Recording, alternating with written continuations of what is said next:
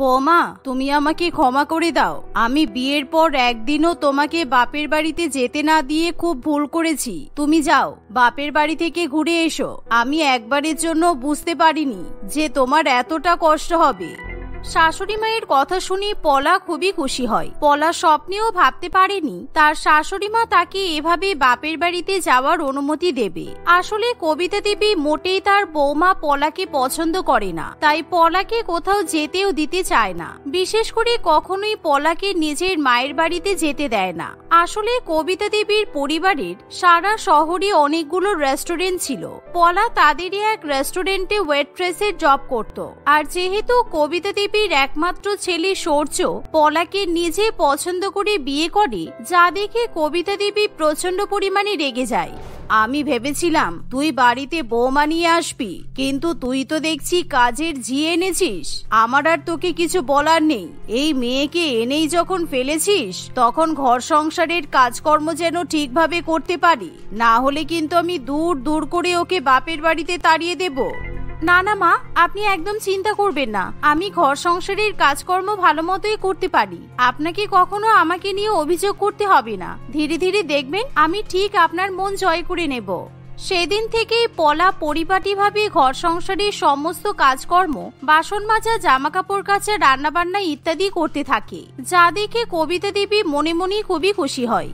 বাহ, মেয়েটা তো ভালোই কাজকর্ম করছে দেখছি। এই ফাঁকে আমি একটু এদিক ওদিক থেকে ঘুরে আসি। এমনিতেই এত বড় বাড়ি সামলাতে গিয়ে আমার কোথাও ঘুরতে যাওয়া হয় না। অন্যদিকে পলার মা শিখা দেবী মেয়েকে বিয়ের পর প্রথমবার নিজেদের বাড়িতে নিয়ে যাবে বলে ঠিক করে। পলার পরিবার গরিব হলেও পলা ছিল তার বাবা মায়ের একমাত্র সন্তান, তাই পলাকে তার বাবা মা খুবই ভালোবাসতো এবং স্নেহ করত। পলা, আমরা তো তোর বিয়ের অনুষ্ঠান ভালোভাবে করতে পারিনি, তাই নিশ্চয়ই তোর খুব খারাপ লেগেছে। তবে তুই চিন্তা করিস না, তুই একবার বাপের বাড়িতে এলে আমরা ছোট করে একটা অনুষ্ঠান করব। তুই আমাদের একমাত্র মেয়ে। তুই বিয়ে হয়ে যাওয়ার পর বাড়িটা কেমন যেন ফাঁকা ফাঁকা লাগছে। মায়ের মুখে এরকম কথা শুনে পলার খুবই বাপের বাড়িতে যেতে ইচ্ছা হয়, কিন্তু পলা কিভাবে নিজের ইচ্ছার কথা শাশুড়ি মাকে বলবে বুঝে উঠতে পারে না। তবুও মনে সাহস জুগিয়ে পলা তার শাশুড়ি মায়ের কাছে কথা বলতে চলে যায়। মা, আমার তো বিয়ের বেশ কিছুদিন হয়ে গেল, তাই ভাবছি একবার বাপের বাড়ি থেকে ঘুরে আসি। এমনিতেও তো মেয়েরা বিয়ের পর বেশ কিছুদিন বাপের বাড়িতে থাকতে যায়। হ্যাঁ, মেয়েরা বিয়ের পর বাপের বাড়িতে যায় ঠিকই, কিন্তু তুমি তো আমাদের বাড়ির চাকর। তোমাকে যদি বাপের বাড়িতে যেতে হয় তাহলে একেবারে চলে যাবে, আর এই বাড়িতে ফিরে আসার কোনো দরকার নেই। শাশুড়ি মায়ের কথা শুনে পলার খুবই খারাপ লাগে, তাই সে কোনো কথা আর বলতে পারে না। অন্যদিকে পলার মা প্রায় দিনই পলাকে ফোন করে বাড়িতে যাওয়ার কথা বলে, কিন্তু পলা শুধুমাত্র অজুহাত দিতে থাকে। একদিন, শোনো, আমি কিছুদিনের জন্য আমার বাপের বাড়িতে যাচ্ছি, তবে তুমি কিন্তু বাড়ির খুব ভালো করে খেয়াল রাখবে। আর হ্যাঁ, মনে রেখো, বাপের বাড়িতে যাওয়ার চেষ্টা ভুলেও করবে না। আমার বাড়ির চারিদিকে কিন্তু সিসিটিভি ক্যামেরা আছে। তুমি কোথাও যেতে চাইলে আমি ঠিক বুঝতে পেরে যাব। এই বলে কবিতা দেবী সেখান থেকে চলে যায়। পলা এখন সারাদিন বাড়িতে একাই থাকে আর ঘরের কাজকর্ম করে।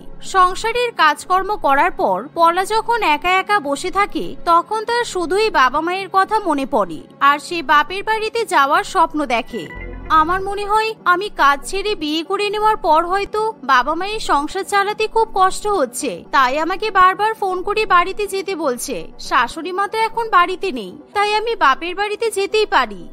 এই ভেবে পলা বাড়ি থেকে বেরোতে যাবে, এমন সময় বাড়িতে সূর্য চলে আসে। সূর্য ভীষণই তাড়াহুড়োতে ছিল। পলা, তাড়াতাড়ি তৈরি হয়ে নাও, ঘরবাড়ি ভালো করে তালা দিয়ে নাও। আমার দিদা আসলে খুবই অসুস্থ, তাই আমাদের এক্ষুনি গ্রামে যেতে হবে। মা তো গ্রামেই আছে। সূর্যর মুখে এরকম কথা শুনি পলা আর কিছুতেই বাপের বাড়িতে যেতে পারে না। সে তখনই ব্যাগপত্র গুছিয়ে নিয়ে সূর্যর মামার বাড়িতে চলে যায়। কিন্তু সূর্যর মামার বাড়িতে পৌঁছানো মাত্রই তারা দেখে সূর্যর দিদা মেনকা দেবী একেবারে সুস্থ। তোদেরকে আমার অসুস্থতার খবর না দিলে তোরা তো আবার আসতেই চাস না। দেখ, আমার অসুস্থতার খবর শুনে তোরা কেমন সুন্দর লাফিয়ে লাফিয়ে চলে এলি। এসেই যখন পড়েছিস, তখন কিন্তু বেশ কিছুদিন এখানেই থাকতে হবে। এই শুনে সূর্য খুশি হলেও পলার চোখে মুখে তখনও চিন্তার ছাপ দেখা যায়, কারণ তার আজকে বাপের বাড়িতে যাওয়ার খুব ইচ্ছে ছিল। সেই জন্য পলার খুবই মন খারাপ থাকে। এমনকি কিছুক্ষণ পর পলাকে তার মা ফোন করে বলে, কিরে পলা, তোকে কবে থেকে বাড়িতে আসার কথা বলছি, তোর কি ব্যাপার বলতো? তুই কেন বাড়িতে আসতে চাইছিস না?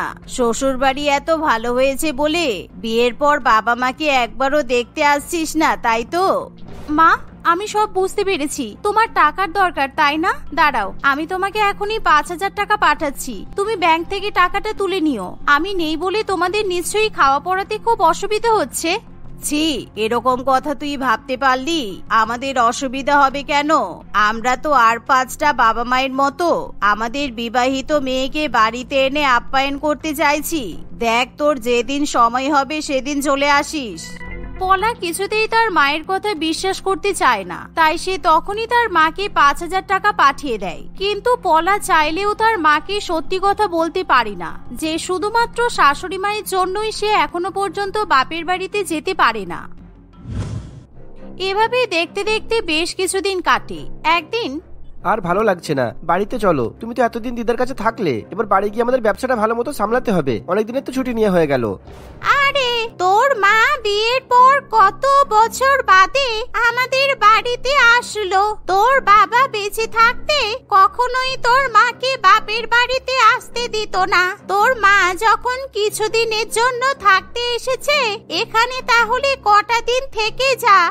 না দিদা, তুমি বুঝতে পারছো না, এতদিন তো মা তোমার কাছে থাকলো, এবার মাকে বাড়ি যেতে হবে। আমরা আবার পরে কোনোদিন এসে তোমার সঙ্গে দেখা করে যাব। তবে তুমি কিন্তু এবার আমাদেরকে মিথ্যা অসুস্থতার বাহানায় কিন্তু ডেকো না।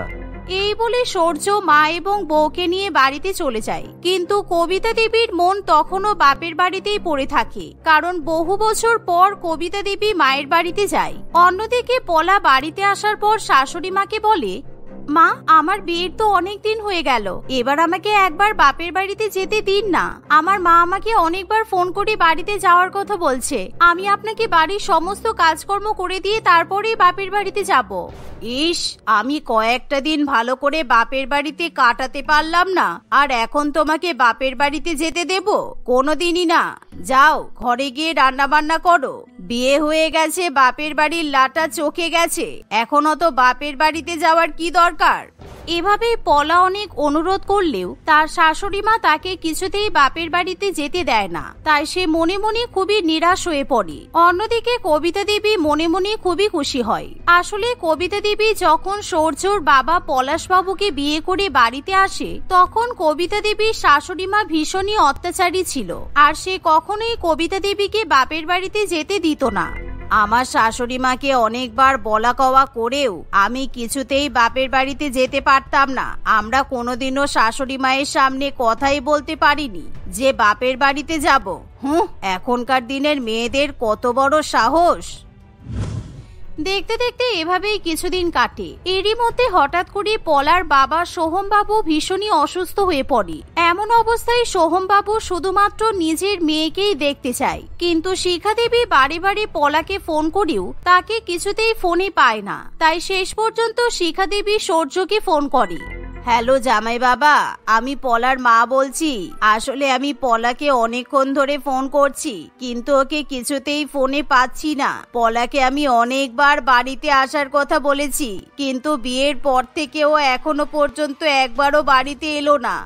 তাই নাকি? কই, পলা তো আমাকে কিছু বলেনি। আমি অবশ্য শুনেছি বিয়ের পর মেয়েদের নাকি প্রথমবার বাপের বাড়িতে যাওয়ার রীতি আছে। আচ্ছা বেশ, আমি পলাকে নিয়ে খুব তাড়াতাড়ি আপনাদের বাড়ি যাব। পলাকে অবশ্যই বাড়িতে আসতে বলো। আসলে পলার বাবা কিন্তু কিছুদিন ধরে খুবই অসুস্থ, দিনরাত জ্বরের ঘোরে শুধু পলারই নাম করছে। পলা যেন এবার অবশ্যই বাড়িতে আসে বাবা। পলার বাবার শরীর খারাপ আর পলা যাবে না তা কখনো হতে পারে? আমি নিজে গিয়ে পলাকে বাপের বাড়িতে দিয়ে আসবো, আপনি কোনো চিন্তা করবেন না। আমি এখনই পলাকে বলছি। এই বলে সূর্য ফোন রেখে দেয় আর তখনই বাড়িতে চলে আসে। পলা, তুমি তো বিয়ের পর একবার বাপের বাড়িতে যাওনি, তারপর মেয়েদের তো বিয়ের পর প্রথমবার বাপের বাড়িতে যাওয়ার নিয়মও আছে। আর এই কথাটা তুমি আমাকে আগে জানাওনি কেন? যাই হোক, এখন তাড়াতাড়ি রেডি হয়ে নাও, আমি তোমাকে তোমার বাপের বাড়িতে নিয়ে যাব। ছেলের মুখে এরকম কথা শুনি কবিতা দেবী ভীষণই রেগে যায়, কারণ কবিতা দেবী মোটেও পলাকে বাপের বাড়িতে যেতে দিতে চায় না। তাই তখনই কবিতা দেবী সদর দরজা বন্ধ করে দিয়ে বলে, না, ওর কোথাও যাওয়া হবে না। আমি ওকে ওর বাপের বাড়িতে যেতে অনেকদিন আগেই বারণ করে দিয়েছি। এমনিতেও ওর বাপের বাড়িতে যাওয়ার কোনো প্রয়োজন নেই। না বাপের বাড়ি থেকে একটা সোনা গহনা এনেছে, না কোনো যৌতুক এনেছে, তাহলে এত বাপের বাড়িতে যাওয়ার ধুম কিসের? মা, তুমি এখনো সেই পুরানো জামানায় পড়ে আছো? পলার বাবার ভীষণ শরীর খারাপ। পলার মা আমাকে ফোন করে সমস্ত কথা জানিয়েছে, তাই আমি পলাকে নিয়ে ওর বাপের বাড়িতে যাচ্ছি। সে যাই হোক না কেন, আমি কিছুতেই পলাকে ওর বাপের বাড়িতে যেতে দেব না। পলা চলে গেলে আমার দেখাশোনা কে করবে? ঠিক এমন সময় হঠাৎই কবিতা দেবীর কাছে ফোন আসে। কবিতা দেবী জানতে পারে তার মা মেনুকা দেবী খুবই অসুস্থ, তাই তাকে আইসিইউতে রাখা হয়েছে। নিজের মায়ের এরকম অসুস্থতার কথা শুনি কবিতা দেবী তখনই কাঁদতে শুরু করে। এমনকি সে তখনই ব্যাগপত্র গুছিয়ে যখন বাপের বাড়িতে যাওয়ার জন্য বেরোতে যাবে, তখনই সূর্য তার মাকে আটকিয়ে বলে, দাঁড়াও মা, তোমার কোথাও যাওয়া হবে না। তুই কি বলতে চাইছিস? তোর দিদার খুব শরীর খারাপ, আইসিইউতে রাখা হয়েছে, আর আমি তোর দিদাকে দেখতে যাব না? ছি, তুই আমার ছেলে হয়ে এরকম কথা বলতে পারলি?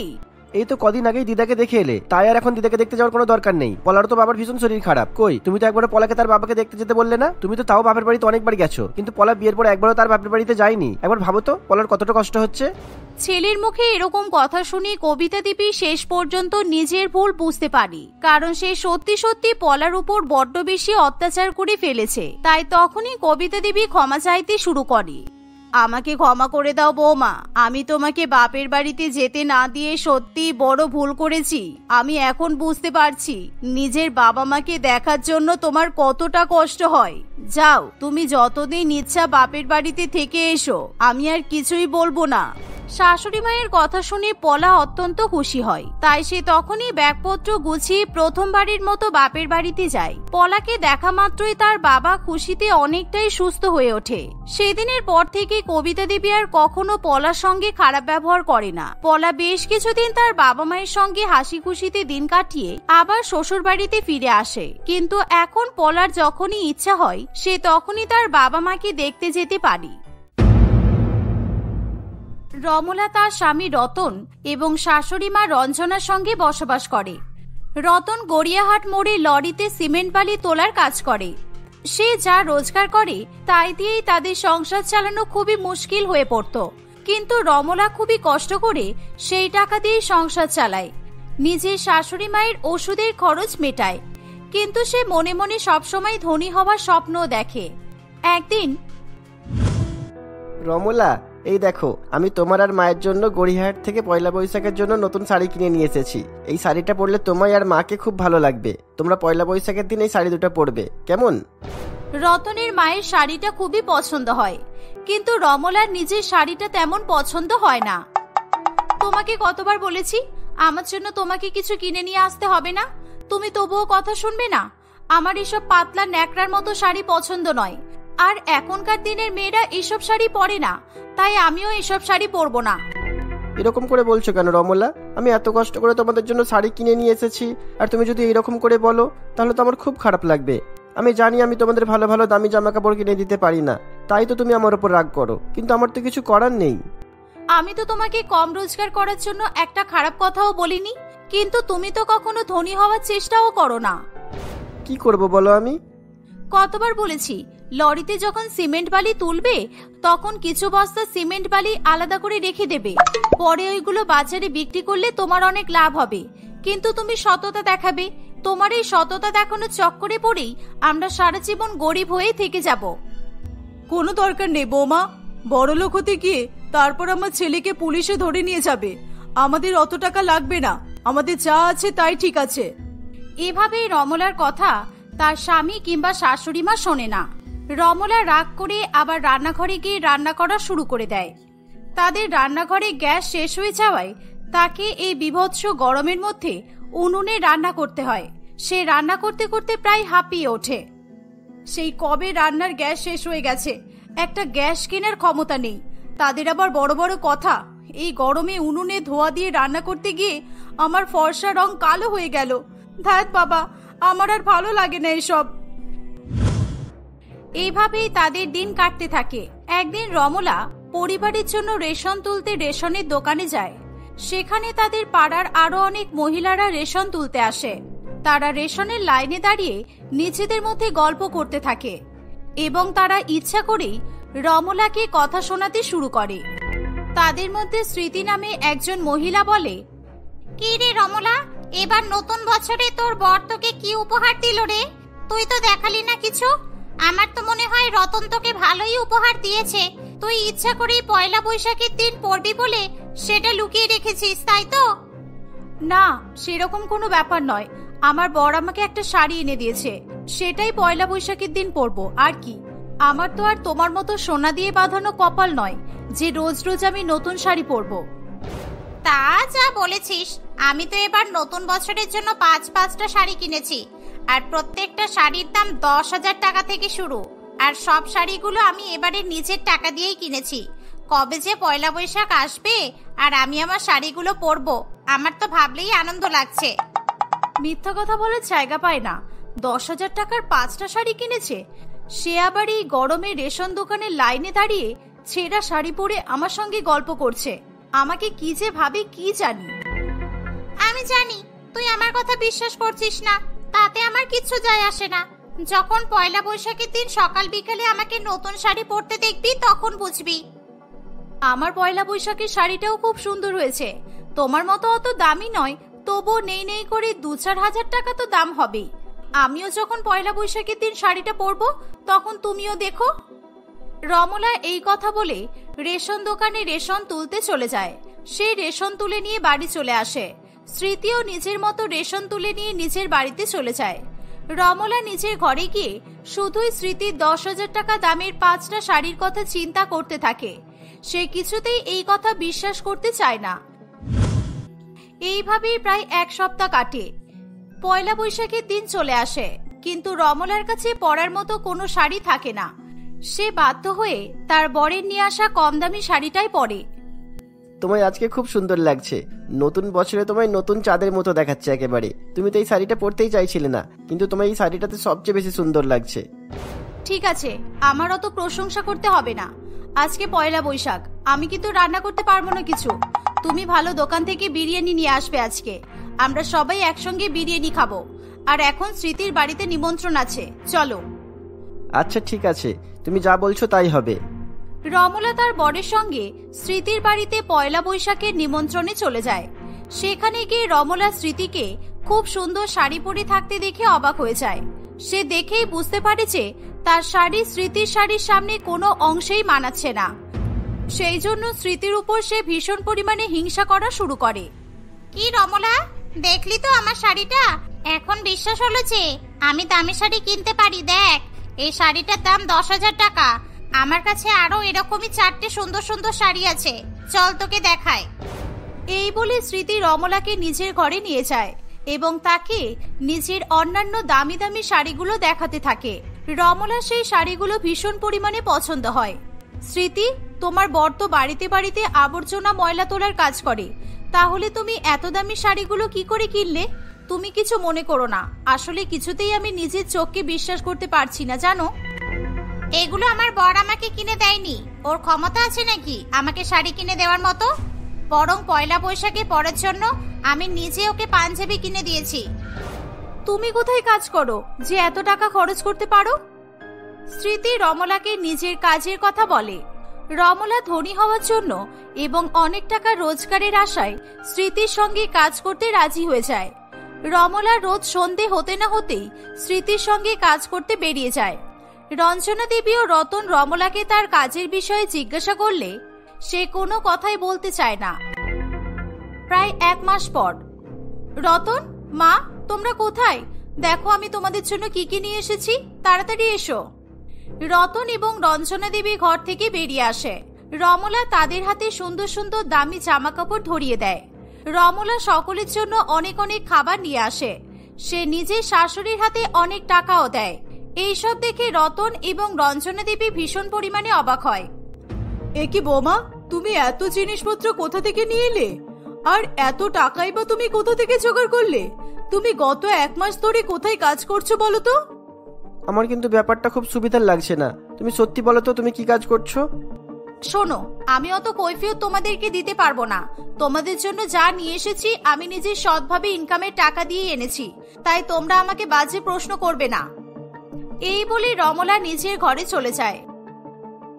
এইভাবে প্রায় কিছুদিন কাটে। ধীরে ধীরে রমলা তার টাকা দিয়ে নিজের ঘরের জন্য এসি কেনে, নিজের বাড়িতে ফ্রিজ কেনে এবং নিজের আরামের জন্য অনেক অনেক জিনিসপত্র কেনে। একদিন রমলা কাজে গেলে সে কাজ থেকে কিছুতেই বাড়ি ফিরে আসে না। তার বর এবং শাশুড়ি মা খুবই চিন্তায় পড়ে। হঠাৎ রতনের ফোনে একটা কল আসে। দাদা, দয়া করে একবার পুলিশ স্টেশনে আসুন। আপনার বউ কি ফষ্টি নষ্টি করেছে একবার দেখে যান। ছি ছি ছি, এটা কি ভদ্রবাড়ির বউয়ের নমুনা? তাড়াতাড়ি আসুন। এই কথা শুনে রতন আকাশ থেকে পড়ে। সে কিছুতেই নিজের কানে বিশ্বাস করতে পারে না। রতন সেই মুহূর্তেই তার মাকে নিয়ে পুলিশ স্টেশনে চলে যায়। সেখানে রমলা এবং স্মৃতিকে মুখে রুমাল চাপা দিয়ে বসে থাকতে দেখে তারা লজ্জায় মাটিতে মিশে যায়। এ কি করেছো তুমি? ছি ছি, মুখে রুমাল চাপা দিয়ে এই রাতে তোমায় পুলিশ স্টেশনে বসে থাকতে হচ্ছে? আমি তো ভাবতেই পারছি না। ছি, কি হলো? চুপ করে আছো কেন? সত্যি কথা বলো। আমি আপনাদের বলছি, এইদিকে আসুন। আপনার বউ আর তার প্রতিবেশী শহরের এক 5 স্টার হোটেলে এক নোংরা ব্যবসার মধ্যে ছিল। আমরা রেড করে সেই হোটেল থেকে আপনার ওয়াইফকে আর ওনার বান্ধবীকে ধরে নিয়ে এসেছি। এই কথা শুনে রতন এবং রঞ্জনা দেবী কান্নায় ভেঙে পড়ে। পুলিশ রমলাকে চাপ দিয়ে তার পেট থেকে সমস্ত সত্যি কথা বার করে নিয়ে আসে। বিশ্বাস করো, আমি কিচ্ছু করিনি। শুধুমাত্র কিছু টাকার জন্য আমি এই কাজটা করতে বাধ্য হয়েছি। আসলে স্মৃতি পয়লা বৈশাখের দিন রমলাকে তার কাজের ব্যাপারে বলেছিল, আমি প্রত্যেকদিন সন্ধ্যাবেলা শহরের সব থেকে বড় বড় বারে ডান্স করতে যাই। ওখানে অনেক বড় লোকেরা নাচ দেখতে আসে, আর ওরা নাচ দেখে আমাকে অনেক অনেক টাকা দেয়। আমিও ওদের সাথে একান্তে সময় কাটিয়ে অনেক টাকা ইনকাম করি। তুইও যদি আমার সাথে বারে ডিস্কোতে ডান্স করিস তাহলে কিন্তু তুইও অনেক অনেক টাকা পাবি। অনেক বড় লোকেরা যদি তোর রূপের জালে ফেসে যায় তাহলে তুই এক্সট্রা আরো অনেক টাকা ইনকাম করতে পারবি। কি বলো গো, তোমার বর কিছু বলে না তোমাকে? তোমার এমন কাজ তোমার বর মেনে নিয়েছে? ও তো মেনে নিতে বাধ্য। প্রত্যেক মাসে হাজার হাজার টাকা পাচ্ছে, ও আরামে থাকছে, খাচ্ছে, ঘুরছে। এর থেকে বেশি কি চাই? তুই এত খবর নিচ্ছিস কেন? তুই কি এই কাজটা করতে চাস? তাহলে আমি কিছু একটা ব্যবস্থা করে দেব। রমলা স্মৃতির কথা শুনে বাড়ির ডিস্কোতে ডান্স করার জন্য রাজি হয়ে যায়। সে তার বাড়ির লোককে এমন নোংরা কাজ সম্বন্ধে কিছুই জানায় না। রমলা প্রত্যেকদিন স্মৃতির সঙ্গে শহরের বড় বড় বাড়ি গিয়ে নাচতে শুরু করে দেয়। প্রথমের দিকে সে সামান্য টাকা ইনকাম করে, কিন্তু কিছুদিনের মধ্যেই বড় বড় ব্যবসায়ীদের সঙ্গে তার সম্পর্ক তৈরি হয়। স্মৃতি, বিশ্বাস কর, আমি ভাবতেই পারিনি যে এই সামান্য কাজের জন্য এত টাকা পাওয়া যেতে পারে। আমি খুব খুশি। আমার বাড়িতে এখন কোনো কিছুর অভাব নেই। আচ্ছা শোন, একটা বিদেশি পার্টি 5 তারা হোটেলে আসবে। সেখানে আমাকে আর তোকে যেতে হবে। তুই সেজে গুজে চলে আসবি, আর বাড়িতে বলে দিবি যে তোর ফিরতে রাত হবে, বুঝলি? আজকে আমাদের অনেক টাকা ইনকাম হবে। ওই বিদেশি পার্টিকে আলাদাভাবে নাচ দেখাতে হবে। রমলা এই কথা শুনে খুবই খুশি হয়ে যায়। স্মৃতির কথা মতো সে সেজে গুজে 5 তলা হোটেলে চলে যায়। রমলা এবং স্মৃতি নিজেদের কাজে ব্যস্ত ছিল। সেই সময় পুলিশ সেই হোটেলে উপস্থিত হয়। তারা রমলা এবং স্মৃতিকে মুখে ঢাকা দিয়ে নিয়ে পুলিশ স্টেশনে চলে যায়। এই কথা শুনে রতন এবং তার মা লজ্জায় মাথা নত করে নেয়। ছি বৌমা, তুমি টাকার জন্য এতটা নিচে নামতে পারো? আমরা তো আর সমাজে মুখ দেখাতে পারবো না। তোমাকে কিছুতেই আমি আর আমার ঘরের বউ বলে মানতে পারবো না। তুমি গরিব ঘরের বউ বলে তোমার টাকার এত খিদে যে তুমি এই নোংরা ব্যবসার মধ্যে নামলে? পুলিশ বাবু, আপনি এই মহিলাকে জেলে ভরে দিন। এই কথা শুনে রমলা তার শাশুড়ি মা এবং বরের পা ধরে কান্নাকাটি করে অনেক ক্ষমা চায়, কিন্তু তারা রমলার কোনো কথা শোনে না। পুলিশ রমলা এবং স্মৃতিকে জেলে ভরে দেয়। তারা 3 বছর পর জেল থেকে মুক্তি পায়। জেল থেকে বেরিয়ে তারা সেখানে রতনকে দেখে অবাক হয়ে যায়। আমি চেয়েছিলাম যে তোমার শিক্ষা হোক, আর আজ আমার মনে হচ্ছে তোমায় ক্ষমা করে দেওয়াই যাক, কারণ এইবার থেকে তুমি ওইরকম অপরাধ করার আগে 100 বার ভাববে। আমি বুঝে গেছি আমার ভুল। আমি আর কোনোদিনও এরকম অপরাধ করব না রতন। আমাকে তুমি বাড়ি থেকে বের করে দিও না। আমার তোমার বউকে উস্কানি দিয়ে এমন কাজ করতে বলা উচিত হয়নি। আমি যদি না বলতাম তাহলে রমলা এমন কাজ কখনোই করতো না। সে যতই হোক, আমার বউ যখন তোমার কাজের সাথে সাই দিয়েছিল ও সমান দোষের দোষী, তাই ওই জেল হেফাজত ওরও প্রাপ্য ছিল। এই বলে সে তার বউকে নিয়ে নিজের বাড়িতে ফিরিয়ে নিয়ে যায়। রমলা আর টাকার লোভে কোনো খারাপ কাজ করে না। সে তার স্বামী এবং শাশুড়ি মায়ের সঙ্গে গরিব ঘরে সুখে শান্তিতে দিন কাটাতে থাকে।